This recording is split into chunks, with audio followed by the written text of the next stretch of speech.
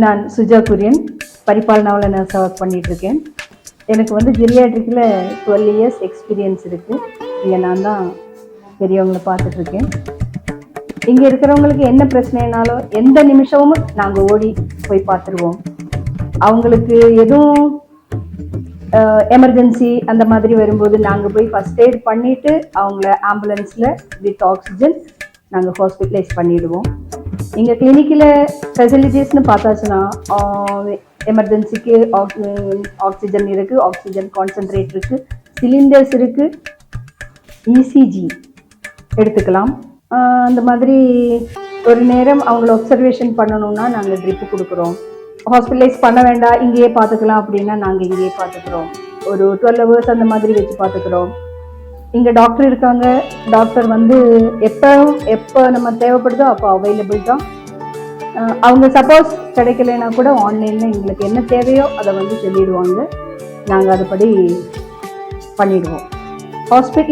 Hospitalisation முடிஞ்சு அவங்க வந்து ட்ரீட்மெண்ட் கண்டினியூ பண்ணணும், ட்ரிப் எதுவும் கண்டினியூ பண்ணணும் அப்படின்னா கூட நாங்கள் இங்கே அதை பார்த்துக்குறோம்.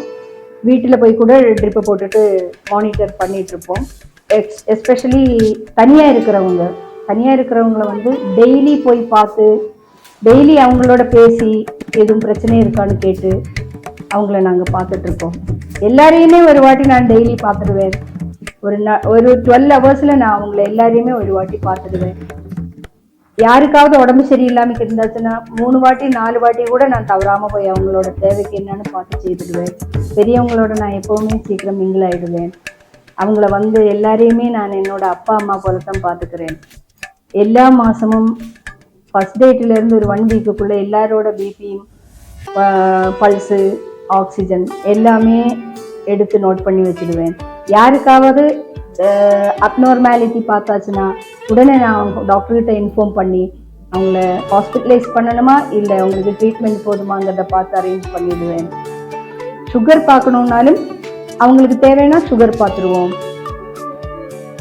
எல்லா மாதமும் 10ஆம் தேதி ஒரு லேபில் இருந்து வந்து இங்கே கேம்ப் போல போட்டு தேவையானவங்களுக்கு வேண்டிய டெஸ்ட்டுகளை எடுத்துக்கிறாங்க.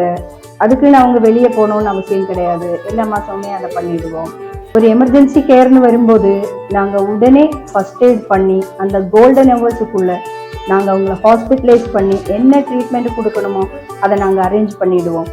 4-5 ஹாஸ்பிட்டலோட நாங்கள் டைஅப் வச்சுருக்கோம், இன்க்ளூடிங் ஐ ஹாஸ்பிட்டல்.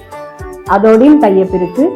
பரிபாலனா ரிட்டையர்மெண்ட் ஹோமில் 2 ஆம்புலன்ஸ் எப்பவும் ரெடியா இருக்கும் எமர்ஜென்சி பார்க்கறதுக்கு. குஜன்ஸ் Paripalana retirement community near Marudhamalai, Coimbatore.